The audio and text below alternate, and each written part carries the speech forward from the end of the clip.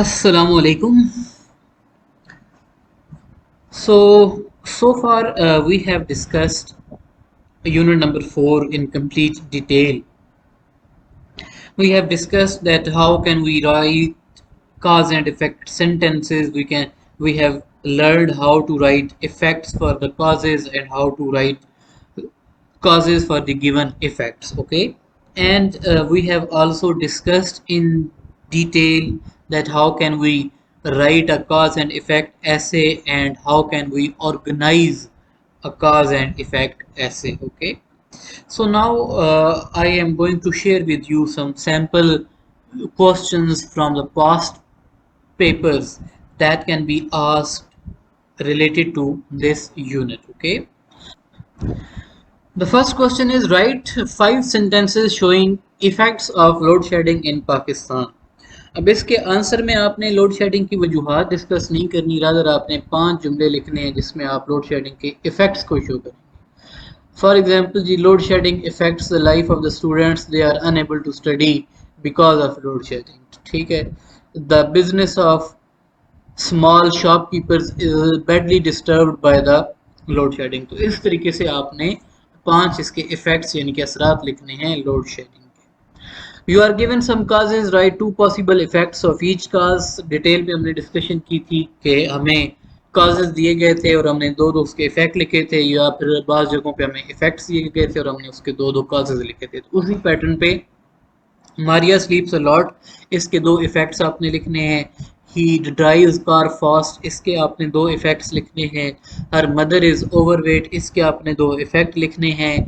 Nasir doesn't listen to the teacher, इसके उसकी life पे क्या इफेक्ट्स हो सकते हैं, दो इफेक्ट्स आप लिखेंगे. हर आई साइट इज़ वीक, जब उसकी नज़रें कमज़ोर हैं तो फिर इसके उस गर्ल की ज़िंदगी पे क्या असरात हैं, वो दो इफेक्ट्स आप लिखेंगे. ठीक है.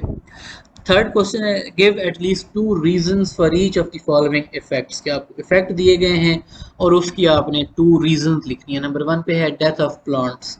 तो डेथ ऑफ प्लांट्स की 2 पॉसिबल रीजंस हो सकती हैं. नंबर 1 पे लैक ऑफ वाटर और नंबर 2 पे एक्सट्रीम क्लाइमेट. ठीक है. Spread of mosquito, why did it happen, इसके दो पॉसिबल जो है वो रीजंस बताएं, वजूहात बताएं.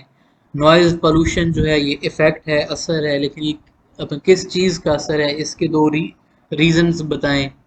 रोड साइड किलिंग्स के रोड पे सफ़र करते हुए जो अमवात होती हैं यानी कि एक्सीडेंटल किलिंग्स जो हैं, उसकी दो मेन रीजंस बताएं.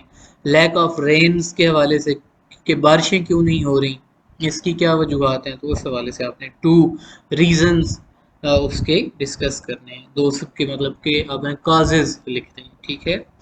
क्वेश्चन नंबर 4 है write a dialogue between 2 friends on causes and effects.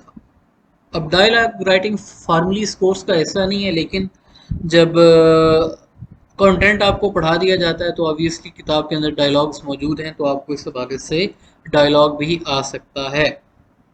Number 5 है राइट एन ऐसे on effects of climate change in Pakistan.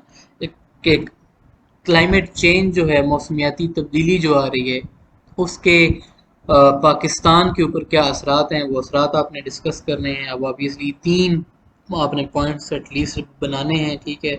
उसमें नंबर 1 पे एक्सट्रीम हीट के हवाले से एक्सट्रीम वेदर्स की बात करेंगे, लैक ऑफ रेन्स की बात करेंगे कि बारिशें नहीं हो रही. ठीक है.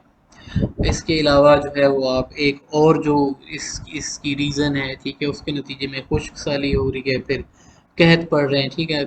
मतलब कि ये सारी चीज़ें जो इसके पॉसिबल इफ़ेक्ट्स हैं, 3 इफ़ेक्ट्स आपने शॉर्ट लिस्ट करने हैं और फिर हर एक इफ़ेक्ट के ऊपर आपने एक पैराग्राफ बनाना है.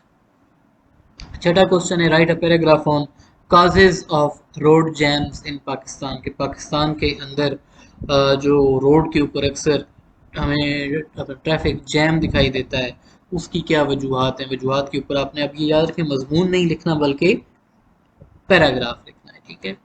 नंबर 7 है what are the causes of increasing poverty in our country, what are its effects on society, discuss in detail.